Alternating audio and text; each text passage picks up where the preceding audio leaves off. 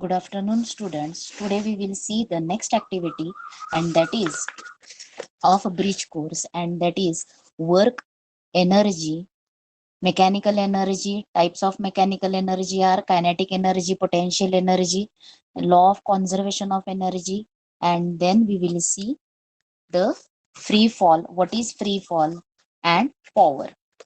These are the different concepts we are going to study today. We will see it today. We have studied these all points in ninth standard.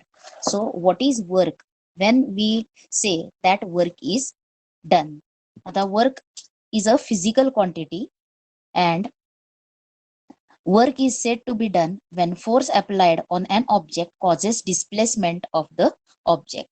आता work केव्हा झालं म्हणायचं आहे, ज्या वेळेला displacement होणार आहे, अप्लाइड फोर्समुळे ऑब्जेक्ट मध्ये डिस्प्लेसमेंट होत असेल तर त्याला काय म्हणायचं आहे, वर्क.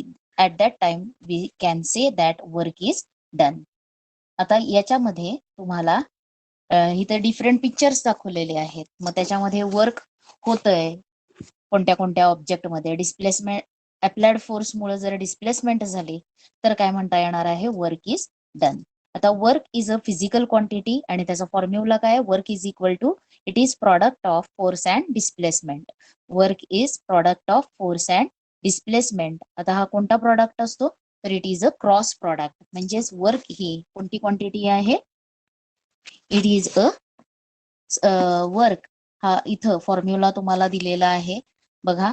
आणि तो कोणता फॉर्म्युला आहे वर्कचा, work is equal to force into displacement, हा फॉर्म्युला आहे. आणि आता त्या वर्कचं SI युनिट, आता वर्क हा जे आहे त्याच्यामध्ये जो प्रॉडक्ट आहे तो कोणता प्रॉडक्ट आहे, डॉट प्रॉडक्ट आहे. कोणता प्रॉडक्ट आहे, dot product. And therefore work is a scalar quantity. Work ही कोणती क्वांटिटी आहे, कोणती फिजिकल क्वांटिटी आहे, it is a scalar physical quantity. Work is scalar quantity. The work साठी तुम्हाला युनिट जर बघितलं, इथं फॉर्म्युला एक कसा डिराईव्ह झालेला आहे ते दिलेलं आहे. Work is equal to FS cos theta.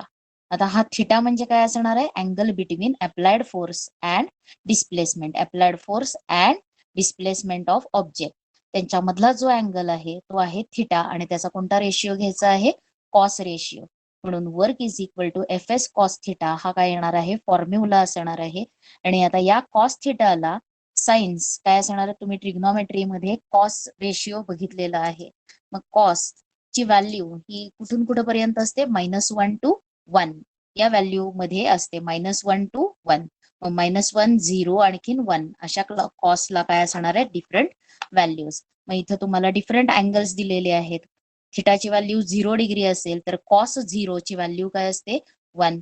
त्यावेळेला वर्क डन काय असणार आहे, W is equal to FS positive असणार आहे. Work done is positive. ते कन्क्लुजन तुम्हाला नंतर, म्हणजे वर्क ही स्केलर क्वांटिटी आहे. त्याचा फॉर्म्युला काय आहे, W is equal to FS म्हणजेच फोर्स इंटू डिस्प्लेसमेंट. आणि आपण अँगलचा विचार करतो त्याच्यामध्ये फॉर्म्युला काय येणार आहे, W is equal to FS cos theta.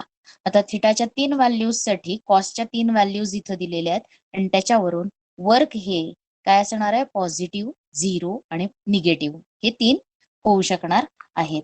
म्हणून आता वर्क साठी वर्कचं SI युनिट काय असणार आहे, it is product of force and displacement. फोर्सचं SI युनिट काय असतं, फोर्सचं SI युनिट असतं न्यूटन. डिस्प्लेसमेंटचं SI युनिट काय असतं, मीटर. म्हणून न्यूटन मीटर हे काय असणार आहे, त्याचं SI युनिट. आणि न्यूटन मीटरलाच काय म्हटलेलं आहे, जूल्स. न्यूटन मीटरलाच काय म्हटलेलं आहे, जूल्स. म्हणून तुम्ही याच्यामध्ये काय बघणार आहात, तर force work is product of force and displacement. SI unit of force is Newton and SI unit of displacement is meter. Therefore, SI unit of work is Newton meter and Newton meter is called as joules. 1 joule म्हणजे काय असणार आहे work, ते तुम्हाला definitions बघूयात आपण. आता त्याच्यानंतर इथं तुम्हाला 3 डिफरंट व्हॅल्यूज कुठल्या कुठल्या दिलेल्या आहेत. कॉस अँगल जो आहे तो 0 असेल, 90 असेल किंवा 180. आता ज्या वेळेस 90 असतं त्यावेळेस काय असणार आहे, तर ज्या डायरेक्शन मध्ये फोर्स अप्लाय केला त्याच डायरेक्शन मध्ये काय होणार आहे, डिस्प्लेसमेंट होणार आहे. आणि त्यावेळेस वर्क डन जे असेल ते काय असणार आहे, positive. When the displacement is in the direction of applied force then work is positive.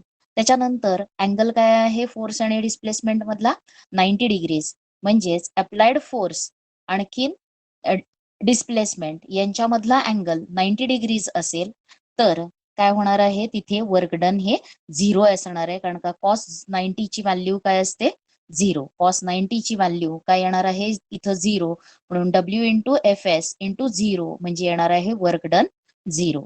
त्याच्यानंतर जर डिस्प्लेसमेंट ही बरोबर फोर्सच्या अपोजिट डायरेक्शन मध्ये असेल, अप्लाय फोर्सची डायरेक्शन ज्या बाजूला आहे त्याच्या बरोबर विरुद्ध डायरेक्शन मध्ये जर डिस्प्लेसमेंट झाली त्यावेळेला अँगल काय असणार आहे फोर्स आणि डिस्प्लेसमेंट मध्ये 180 डिग्रीज, आणि साइन कॉस ऑफ 180 डिग्री काय व्हॅल्यू असते -1. देअरफॉर वर्क डन त्यावेळेस होणारं वर्क हे काय असतं निगेटिव्ह असतं. म्हणजे पहिल्यांदा तुम्ही वर्क ही क्वांटिटी, वर्क हे केव्हा म्हटलं जाणार आहे लावलेल्या फोर्समुळं जर ऑब्जेक्ट मध्ये डिस्प्लेसमेंट होत असेल तर तिथं आपण वर्क डन असं म्हणणार आहोत. आता झालेलं वर्क हे पॉझिटिव्ह आहे निगेटिव्ह आहे का 0 आहे. आता वर्क डन पॉझिटिव्ह निगेटिव्ह ह्याला साइन्स कन्सिडर होतात, पण इथं त्यावेळेस काय कन्सिडर केलेलं आहे तर अँगल लावलेला फोर्स आणि झालेली डिस्प्लेसमेंट यांच्यामधल्या अँगलच्या व्हॅल्यूवरून वर्क डन हे पॉझिटिव्ह असेल 0 असेल किंवा निगेटिव्ह असू शकणार आहे. पहिल्यांदा वर्क ही कोणती क्वांटिटी आहे, work is a scalar quantity. तो फोर्स ही कसली क्वांटिटी आहे, तर फोर्स ही वेक्टर क्वांटिटी जरी असली तरी वर्क ही कोणती क्वांटिटी आहे स्केलर क्वांटिटी आहे. इथं कोणता प्रॉडक्ट घेतलेला आहे त्यांचा डॉट प्रॉडक्ट असतो आणि डॉट प्रॉडक्ट हा स्केलर प्रॉडक्ट मानला जातो. आता त्याच्यानंतर तुम्हाला त्याचे युनिट्स बघायचे, वर्कचे युनिट्स. आता वर्क साठी force into displacement SI unit काय सांगितलं आपण न्यूटन मीटर, आणि न्यूटन मीटरलाच काय म्हटलेलं आहे ज्यूल्स. न्यूटन मीटरला काय म्हटलेलं आहे ज्यूल्स. त्याच्यानंतर आता 1 जूल कशाला म्हटलेलं आहे, तर if a force of 1 Newton is if a force of 1 Newton displaces an object through 1 meter in the direction of force, the amount of work done on the object is 1 joule. The 1 joule is equal to काय येणार आहे 1 newton into 1 metre. तर त्याच्यानंतर तुम्हाला त्याचं CGS unit बघायचं आहे. तर सीजीएस युनिट फोर्सचं सीजीएस युनिट काय असतं डाईन्स असतं, आणखीन डिस्प्लेसमेंटचं सीजीएस युनिट काय असणार आहे सेंटीमीटर, म्हणून 9 सेंटीमीटर हे काय असणार आहे सीजीएस युनिट ऑफ वर्क, आणि 9 सेंटीमीटरलाच काय म्हटलेलं आहे अर्ग. आता तुम्हाला रिलेशन बिटवीन 1 अर्ग इज इक्वल टू काय आहे 1 डाईन इंटू 1 सेंटीमीटर. 1 अर्ग म्हणजे काय आहे if a force of 1 dyne displaces an object through 1 centimeter in the direction of force, the amount of work done is called as 1 erg. आता तुम्हाला relation between joule and erg. Joule हे कोणतं quantity आहे तर joule is SI unit of work. Joule is SI unit of work and erg is CGS unit of work. म्हणून वर्कचं हे जे दोन युनिट्स आहेत जूल आणखीन अर्ग यांच्यामध्ये आपल्याला काय बघायचं आहे रिलेशन बघायचं आहे. आता याच्यात काय रिलेशन असणार आहे तर 1 न्यूटन इज इक्वल टू काय असतं 10⁵ डाईन्स. आता हे कसं आलं 1 न्यूटन हे आपण मागच्या वर्षी बघितलेलं आहे. 1 न्यूटन इज इक्वल टू 10⁵ काय असणार आहे 5 डाईन्स. हे रिलेशन आपण फोर्स स्टडी केला त्यावेळेस बघितलेलं आहे. आता 1 मीटर इज इक्वल टू किती असणार आहे 100 centimetre. 1 metre is equal to 100 centimetre. आता work is equal to force into displacement. 1 joule is equal to 1 newton into 1 metre. 1 joule is equal to काय येणार आहे न्यूटनचं कन्व्हर्शन डाईन्स मध्ये 10⁵ डाईन्स इंटू 10⁵2 सेंटीमीटर्स, म्हणून टोटल 10⁵7 डाईन सेंटीमीटर्स. म्हणून 1 joule is equal to काय येणार आहे 10⁵7 अर्ज is the relation. This is the relation between joule and अर्ग. त्याच्यानंतर पॉझिटिव्ह निगेटिव्ह आणि 0 वर्क केव्हा होणार आहे तर इथं तुम्हाला दिलंय when the force and displacement are in the same direction. Force आणि डिस्प्लेसमेंट सेम डायरेक्शन मध्ये असेल त्यावेळेस वर्क डन इज पॉझिटिव्ह. त्याच्यानंतर when the force and displacement are in opposite direction, force आणि डिस्प्लेसमेंट अपोजिट डायरेक्शन म्हणजे त्यांच्यामधला angle काय असणार आहे, तर फोर्स या डायरेक्शन मध्ये अप्लाय केला असेल तर डिस्प्लेसमेंट या डायरेक्शन मध्ये होत असेल तर angle between them is 180 degrees आणि त्यावेळेला वर्क डन काय असणार आहे, निगेटिव्ह असणार आहे. त्याच्यानंतर Wien the applied force does not cause any displacement, ज्या वेळेला फोर्स अप्लाय केलाय पण डिस्प्लेसमेंट होतच नाही म्हणजे डिस्प्लेसमेंट त्यावेळेस काय असणार आहे, झिरो, त्यावेळेस सुद्धा वर्क डन काय असेल, झिरो. फॉर एक्झाम्पल तुम्ही जर एखाद्या भिंतीवरती फोर्स अप्लाय केला तर ती भिंत पुढे ढकलली जाणार नाही म्हणून तिथं वर्क डन काय असणार आहे, झिरो येणार आहे. आता फोर्स अप्लाय केलाय आणि डिस्प्लेसमेंट जी आहे बॉडीची ती कशी असणार आहे, ऑब्जेक्टची displacement perpendicular to the force 90 degrees मध्ये जर डिस्प्लेसमेंट होत असेल फोर्सच्या तर तिथे वर्क डन काय असणार आहे, झिरो. म्हणजे वर्क डन झिरो असण्याच्या दोन पॉसिबिलिटीज कोणत्या कोणत्या आहेत, दोन possibilities, when there is no displacement by applying force आणि दुसरं there is a displacement perpendicular to the applied force. In both these cases work done is zero. त्यावेळेस वर्क डन काय असणार आहे, झिरो असणार आहे. आता त्याच्यानंतर तुम्हाला जो पार्ट बघायचा आहे तो कोणता येणार आहे, तर आपण पॉझिटिव्ह निगेटिव्ह वर्क बघितलं. त्याच्यानंतर आपल्याला एनर्जी. आता एनर्जी म्हणजे काय असणार आहे, the capacity of the object to do work is called as energy. Capacity of an object to do work is called as energy. आणि एसआय युनिट ऑफ एनर्जी जसं वर्कचं असणार आहे एसआय युनिट तेच एनर्जीला असणार आहे. SI unit of energy is joule and CGS unit of energy is erg. त्याच्यानंतर आपण डिफरंट टाइप्स ऑफ एनर्जीज बघणार आहोत. मग टाईप कोणते कोणते स्टडी करायचे आपल्याला, कायनेटिक एनर्जी आणखीन पोटेन्शियल एनर्जी. आता पहिल्यांदा एनर्जी म्हणजे काय असणार आहे, capacity of a body to perform work is called as energy. SI unit of energy is joule and CGS unit is erg, हे असणार आहे. आता different energies exist in various forms. कोणत्या फॉर्म्स मध्ये एनर्जी एक्झिस्ट होते, the different forms of energy is mechanical energy, heat energy, light energy, sound energy, electromagnetic energy, chemical energy, nuclear energy, solar energy. हे different, these are all the different forms of energy. आता याच्या पुढे आपल्याला या lesson मध्ये कोणते बघायचे, types of mechanical energy. Mechanical energy is of two types, kinetic energy and the other is potential energy. आता कायनेटिक एनर्जी म्हणजे काय, तर एखाद्या ऑब्जेक्टला त्याच्यामध्ये मोशन, तो ऑब्जेक्ट जर मोशन मध्ये असेल म्हणजे मोशनमुळं जर ऑब्जेक्टला एनर्जी मिळाली तर त्या एनर्जीला काय म्हणायचं आहे, कायनेटिक एनर्जी. मग कायनेटिक एनर्जीचा फॉर्म्युला काय येणार आहे, definition, the energy which an object has because of its motion is called as kinetic energy. किंवा the energy the object gets energy due to its motion, it is called as kinetic energy. आता याच्यामध्ये kinetic energy is equal to काय येणार आहे, work done on the object. आता kinetic एनर्जीचा formula आपल्याला direct बघायचा आहे आणि तो मागच्या वर्षी आपण स्टडी केलेला आहे. कायनेटिक एनर्जीचा डायरेक्ट फॉर्म्युला काय आहे, kinetic energy is equal to half M V square, where M is mass of the object and V is velocity of the object. Motion मध्ये ऑब्जेक्ट आहे म्हणजे त्याला व्हेलॉसिटी आहे, त्या ऑब्जेक्टला मास, म्हणून कायनेटिक एनर्जीचा फॉर्म्युला काय आहे, न्यूमरिकल एक्झाम्पल सॉल्व्ह करण्यासाठी what is the formula for kinetic energy, kinetic energy is given by half M V square, where small M is mass of the object and V is velocity of the object. आणि तोच formula इथं काय केलेला आहे, derive केलेला आहे, expressions. मग kinetic एनर्जीचा फॉर्म्युला आणि त्याच्यावरून तुम्हाला एक्झाम्पल्स याचा हे माहिती असायला पाहिजे. इथे एक एक्झाम्पल दिले, a stone of mass 250 grams is falling from a height. एका हाईट पासून 250 ग्रॅमचा स्टोन फॉल होतोय. How much kinetic energy it have at the movement when its velocity is 2 metre per second. मग त्याचं मास दिलेलं आहे, how much it is 250 grams. Mass is 250 grams.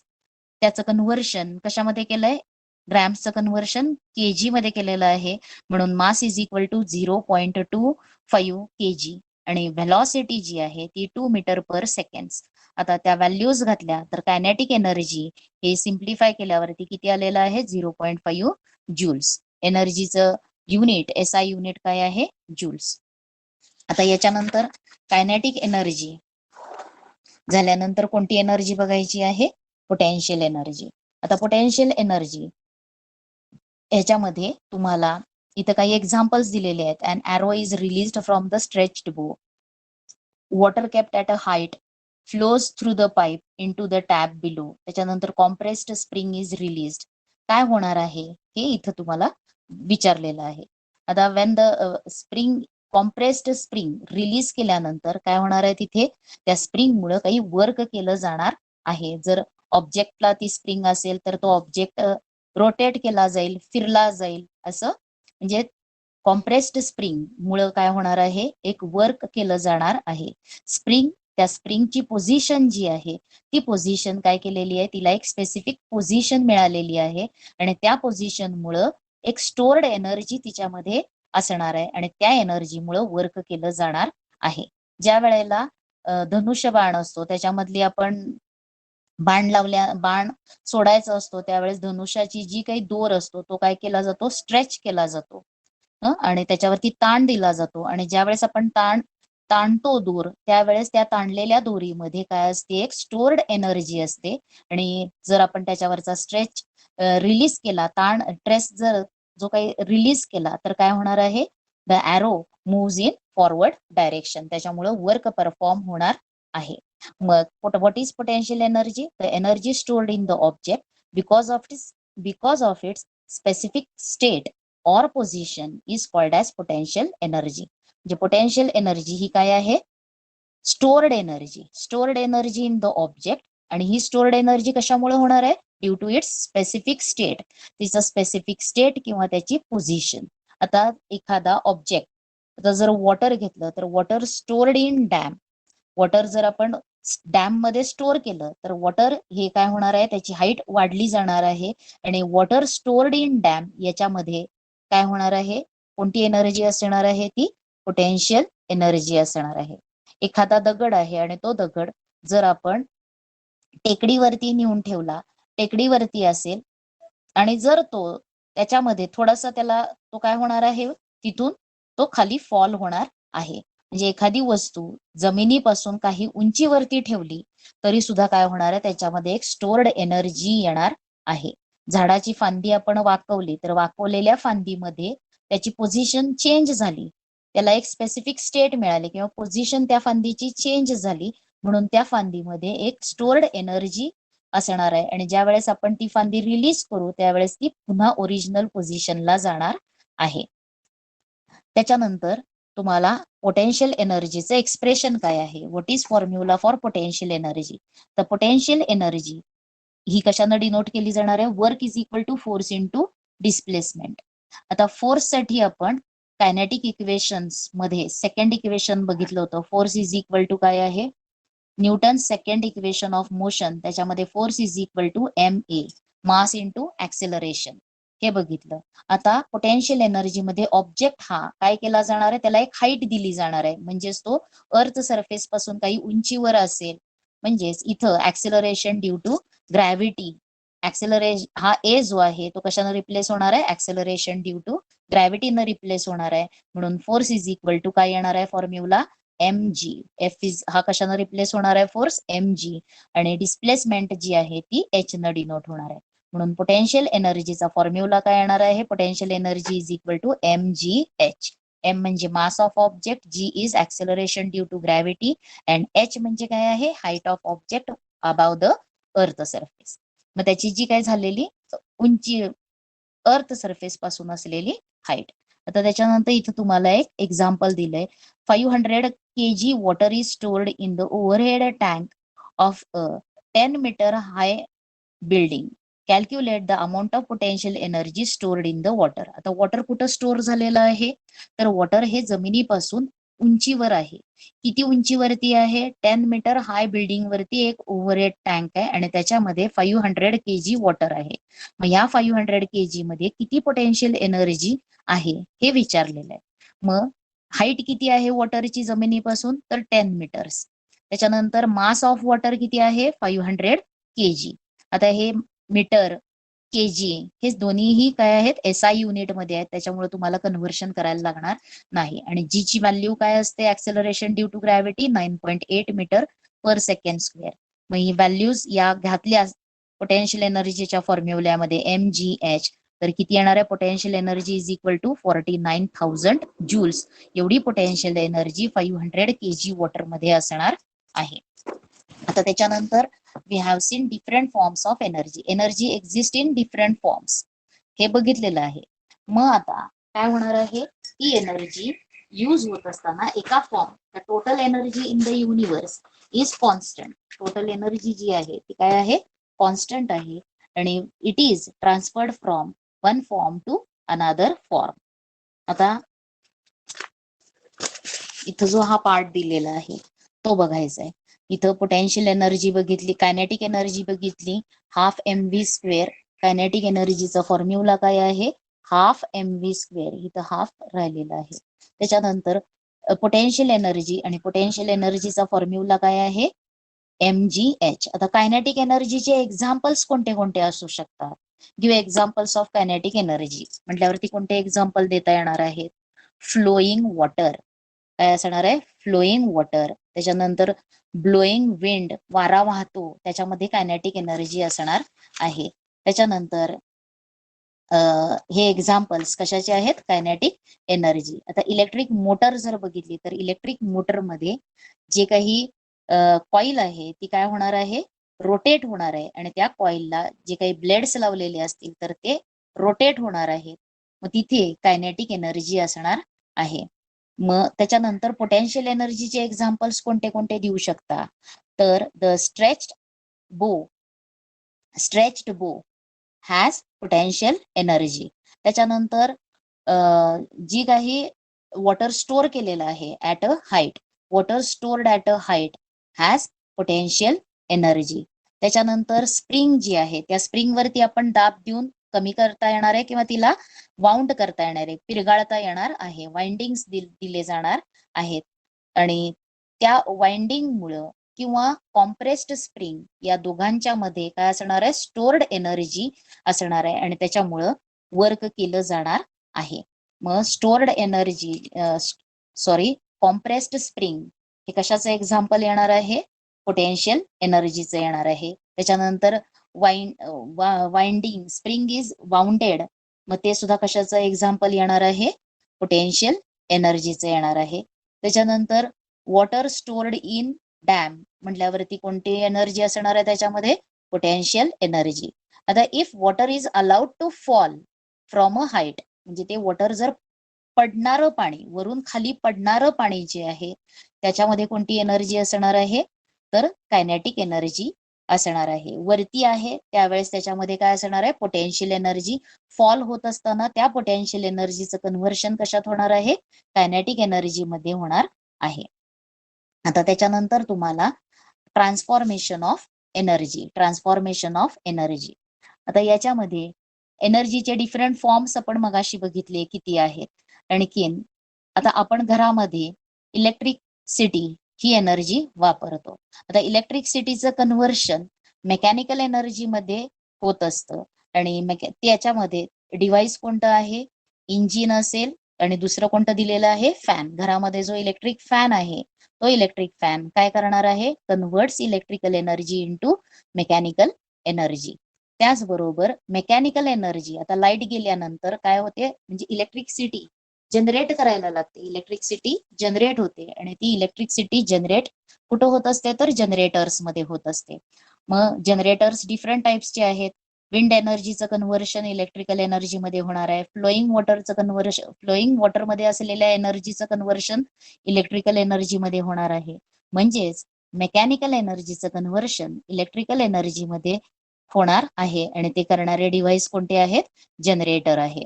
आता त्याच्यानंतर इलेक्ट्रिकल एनर्जीचं कन्व्हर्शन लाईट एनर्जी मध्ये करणारे कोणता इक्विपमेंट आहे डिव्हाइस आहे इलेक्ट्रिक लॅम्प काय करणार आहे इलेक्ट्रिक एनर्जीचं कन्व्हर्शन लाईट एनर्जी मध्ये करणार आहे. त्याचबरोबर light energy is converted into electrical energy. Solar जी काय आहे सोलार लाईट जो आहे सन पासून मिळणारा जो काही सोलार लाईट एनर्जी आहे सनची, त्या सनच्या लाईट एनर्जीचं कन्व्हर्शन इलेक्ट्रिकल एनर्जी मध्ये करता येतं. आणि ते करणारे डिव्हाइस कोणते आहेत? सोलार सेल आहेत, photo electric cells, photo electric cell, solar cell, हे काय करणार आहेत? लाईट एनर्जीचं कन्व्हर्शन इलेक्ट्रिकल एनर्जी मध्ये करणार आहेत. म्हणजेच जी एनर्जी आपल्याला, जी इलेक्ट्रिकल एनर्जी मिळते, ती इलेक्ट्रिकल एनर्जी अशाच कोणत्या तरी एनर्जीच्या सोर्स पासून तयार केलेली आहे. मग कोयना इथे कोणतं पॉवर प्लांट आहे? तर हायड्रो इलेक्ट्रिक पॉवर स्टेशन तिथं प्रेझेंट आहे. फॉलिंग वॉटरच्या एनर्जी पासून काय केली जाणार आहे? इलेक्ट्रिसिटी जनरेट केली जाणार आहे. मग फॉलिंग वॉटर मध्ये कोणती एनर्जी असते? Kinetic energy.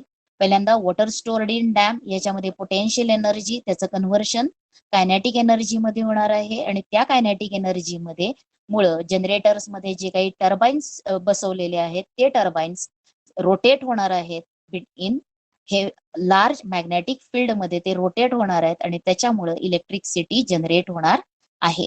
मग इथं बघा, इलेक्ट्रिकल एनर्जी आणि केमिकल एनर्जी यांचं सुद्धा कन्व्हर्शन होणार आहे. मग इलेक्ट्रिकल एनर्जीचं कन्व्हर्शन केमिकल एनर्जी मध्ये करणारे कोणते आहेत? Secondary cells. आणखीन केमिकल एनर्जीचं कन्व्हर्शन इलेक्ट्रिकल एनर्जी मध्ये करणारे कोणते आहेत? Primary cell. आता याच्यानंतर electrical energy, sound energy. Electrical एनर्जीचं कन्व्हर्शन हीट एनर्जी मध्ये करणारे कोणते आहेत? हीटर्स. आणि हीट एनर्जीचं कन्व्हर्शन इलेक्ट्रिकल एनर्जी मध्ये करणारा कोणता डिव्हाइस आहे? थर्मोकपल. त्याच्यानंतर इलेक्ट्रिकल एनर्जीचं कन्व्हर्शन साऊंड एनर्जी मध्ये करणारे आहेत लाऊडस्पीकर. आणि साऊंड एनर्जीचं कन्व्हर्शन इलेक्ट्रिकल एनर्जी मध्ये करणारे कोणते आहेत? मायक्रोफोन्स. दीज आता अशा प्रकारे काय होणार आहे? Energy is transformed from one type two another type. एका टाईप पासून दुसऱ्या फॉर्म मध्ये ती काय केली जाणार आहे? ट्रान्सफॉर्म केली जाणार आहे. फॉर एक्झाम्पल, जे काही आपण फायर क्रॅकिंग्स, फटाके फोडतो दिवाळीमध्ये, त्यावेळेस त्या फटाक्यांमध्ये, फायर क्रॅकर्स मध्ये कोणती एनर्जी असते? केमिकल एनर्जी असते. आणि ती लाईट केली किंवा इग्नाइट केली तर त्याचं कन्व्हर्शन कशामध्ये होणार आहे? लाईट एनर्जी, साऊंड एनर्जी आणि हीट एनर्जी मध्ये त्याचं कन्व्हर्शन होणार आहे. त्याच्यानंतरचं आहे law of conservation of energy. Law of conservation of energy. मग energy can neither be created nor be destroyed. It can be converted from one form to another. आणि the total amount of energy in the universe is constant. हा काय आहे? Law of conservation of energy. इथं तुम्हाला transformation साठी दिलेलं आहे. त्याच्यानंतर law of conservation of energy. Energy is neither created nor be destroyed. ती काय केली जाणार आहे? एका फॉर्म पासून दुसऱ्या फॉर्म मध्ये कन्व्हर्ट केली जाणार आहे. आणि total energy in the universe remains constant. तर त्याच्या पुढचा भाग तुम्हाला कोणता बघायचा आहे? तर फ्री फॉल. फ्री फॉल म्हणजे काय? तर ज्या वेळेला ऑब्जेक्ट कसा फॉल होणार आहे? फक्त एखादा ऑब्जेक्ट तुम्ही उंचावरून सोडला खाली, तर तो काय होणार आहे? It will fall on the ground. तो ग्राउंड वरती येऊन फॉल होणार आहे. आणि का ग्राउंड वरती येणार आहे? तो फॉल होणार आहे due to gravitational force of earth. Because of gravitational force of earth, the object released from a height falls on the ground. तो ग्राउंड वरती फॉल होणार आहे. आणि ज्या वेळेला तो फॉल होतो त्यावेळेला फक्त कोणती एनर्जी त्याच्यावरती, कोणता फोर्स ऍक्ट होत असतो? तर ग्रॅव्हिटेशनल फोर्स ऑफ अर्थ ऍक्ट होत असतो. आणि त्यावेळेला तसा फॉल ज्या वेळेला होतो ऑब्जेक्टचा, त्यावेळेस त्याला काय म्हणायचंय? Free fall. म्हणजे when the object is falling under the, किंवा त्याची जी मोशन आहे, फॉल होत असताना त्याची मोशन होणार आहे, ती मोशन जर फक्त ग्रॅव्हिटेशनल फोर्स ऑफ अर्थ मुळे होत असेल तर त्या ऑब्जेक्टला काय म्हणायचं आहे? त्या फॉलला काय म्हणायचंय? Free fall. पण आता असं मध्ये, अर्थच्या ऍटमॉस्फिअर मध्ये हे शक्य होणार नाही. कारण त्याला जो काही ऑब्जेक्ट वरून खाली पडतो त्याला अपोज करणारा एअरचा रेझिस्टन्स असणार आहे, हवा त्याला विरोध करणार आहे त्याच्या मोशनला. मग असं केव्हा घडणार आहे? Free fall, true free fall केव्हा घडणार आहे? फक्त इन व्हॅक्युम, की ज्याच्यामध्ये ऍटमॉस्फिअर नाही, हवा नाही, त्या वेळेला फक्त काय होणार आहे? फ्री फॉल घडून, ट्रू फ्री फॉल घडून येणार आहे. म्हणजे पहिल्यांदा फ्री फॉल म्हणजे काय आहे?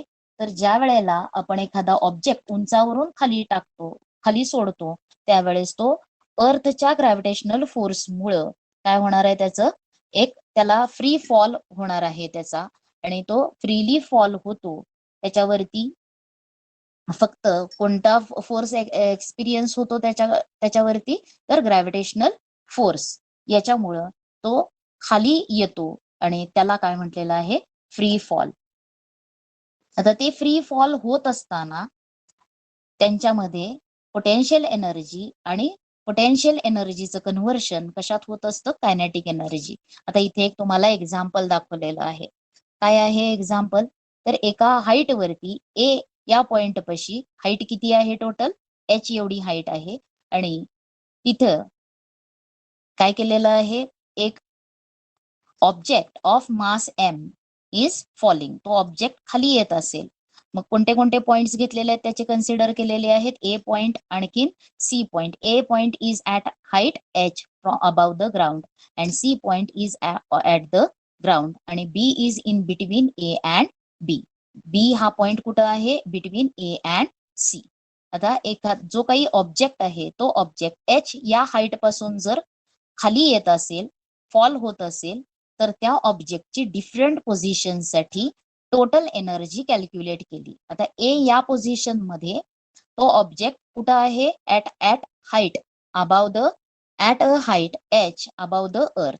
मग या पोझिशनला कोणती एनर्जी असणार आहे, it has only potential energy. तिथे फक्त कोणती एनर्जी असणार आहे, पोटेन्शियल एनर्जी. कायनेटिक एनर्जी तिथं काय असणार आहे, 0. इथून त्याची मोशन स्टार्ट होणार आहे, म्हणून इथं इनिशियल वेलॉसिटी काय असणार आहे, 0.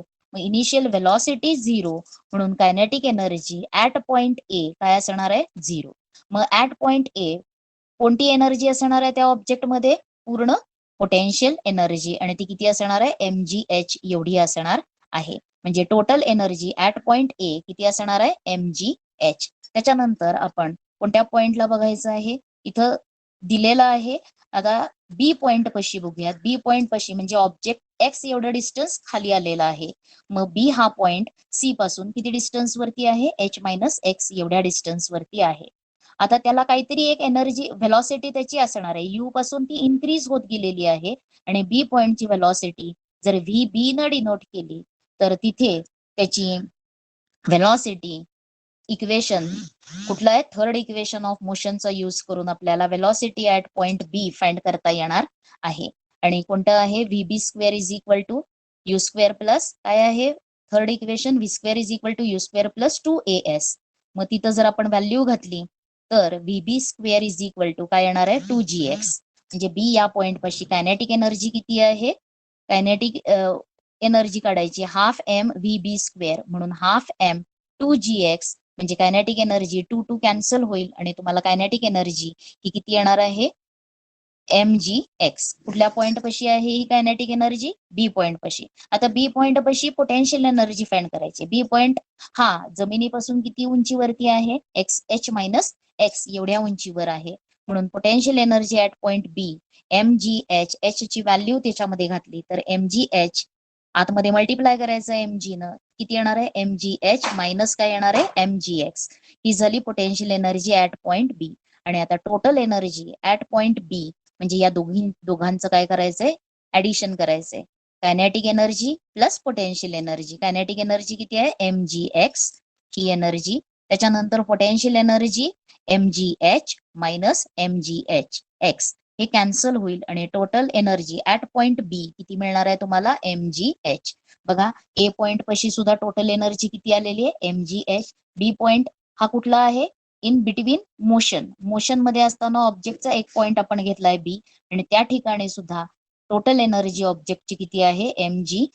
आता सी पॉइंट पाशी आपण ऑब्जेक्टची टोटल एनर्जी कॅल्क्युलेट करूयात. आता सी पॉइंट पाशी काय येणार आहे, व्हेलॉसिटी जी असणार आहे ती व्हेलॉसिटी यू राहणार नाही, ती इथे व्हीबी झाली तर व्हीसी ही व्हेलॉसिटी ऍट पॉइंट सी असेल ऑब्जेक्टची.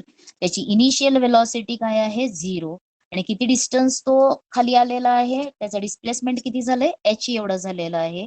आणि ए हा कशाने रिप्लेस करायचा, acceleration due to gravity is replaced by A is replaced by acceleration due to gravity G, म्हणून V square is equal to U square plus 2as. म्हणून तुम्हाला VC स्क्वेअरची value किती आली 2gh. म्हणून kinetic energy at point C किती येणार आहे half M V C square आणि व्हीसी स्क्वेअर काय आहे 2gh.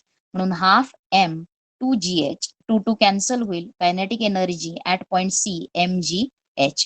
आता कायनेटिक एनर्जी सी पॉइंट कशी काढली. आता कोणती एनर्जी बघायची आहे at point C potential energy. Potential एनर्जीचा फॉर्म्युला काय आहे potential energy at point C. आता सी हा पॉइंट जमिनीपासून किती उंचीवर आहे तर 0 एवढ्या उंचीवरती आहे. सी हा पॉइंट जमिनीपासून किती उंचीवर आहे 0. एच ची व्हॅल्यू तिथं काय येणार आहे 0. म्हणून PE potential energy is equal to mgh. H 0 म्हणून पोटेन्शियल एनर्जी काय येणार आहे 0 आणि total energy at point C किती येणार आहे mgh प्लस 0 म्हणजे टोटल एनर्जी येणार आहे mgh. आता हे इक्वेशन आहे total energy of an object at point A. इथं आहे तुम्हाला total energy of an object at point B आणि इथं third equation total energy of object at point C. यात सगळ्यांमध्ये टोटल एनर्जी सगळीकडे काय राहिलेली आहे सेम आहे. म्हणून काय लिहिता येणार आहे डज म्हणजेच every object has potential energy when it is at height above the ground and it keeps getting converted into kinetic energy. जर ऑब्जेक्ट फ्री फॉल होत असताना एका हाईट पासून रिलीज केला तर त्याच्यामध्ये ऍट टॉप कोणती एनर्जी असणार आहे सगळी पोटेन्शियल एनर्जी असणार आहे आणि त्या पोटेन्शियल एनर्जीचं कन्व्हर्शन कशामध्ये होत जाणार आहे कायनेटिक एनर्जी मध्ये होणार आहे. Converted into kinetic energy as the object falls towards the ground. On reaching the ground at point C, all the potential energy is converted into kinetic energy. But at any point during the free fall, the total energy remains constant. Free fall होत असताना कोणत्याही पॉइंटला total energy ही काय असणार आहे constant राहणार आहे. कळलेलं आहे हे.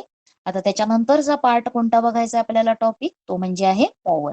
तर पॉवर कशाला म्हटलेलं आहे तर पॉवर म्हणजे काय आहे rate at which work is done. काम करण्याचा दर जो आहे त्याला काय म्हटलेलं आहे power. Power is rate at which the work is done. It is called as power. Power is equal to work upon time. म्हणून power is equal to W upon T. आता वर्कचं एसआय युनिट काय आहे joules. टीचं SI unit टाइमचं SI unit काय आहे seconds. म्हणून पॉवरचं एसआय युनिट काय येणार आहे जूल पर सेकंड्स. काय आहे जूल पर सेकंड्स. आणि पॉवरच्या या एसआय युनिटला काय नेम दिलेला आहे watt. Joule per second is watt. Joule per second म्हणजेच काय आहे वॅट. म्हणून SI unit of power is watt. त्याच्यानंतर आता इंडस्ट्रीमध्ये पॉवरचं युनिट अजूनही मोठे युनिट्स यूज केले जातात इंडस्ट्रीमध्ये आणि ते कोणतं आहे हॉर्स पॉवर. आणि 1 horse power is equal to किती वॅट्स आहेत 746 वॅट्स. त्याच्यानंतर जे काही आपण घरामध्ये इलेक्ट्रिकल एनर्जी कंझ्युम करतो वापरतो त्याचं एनर्जी त्याचं युनिट आता किलो हॉर्स पॉवर हे सुद्धा वॅट पॉवरचं मोठं युनिट आहे. तसंच अजूनही एक मोठं युनिट कोणतं आहे किलोवॅट.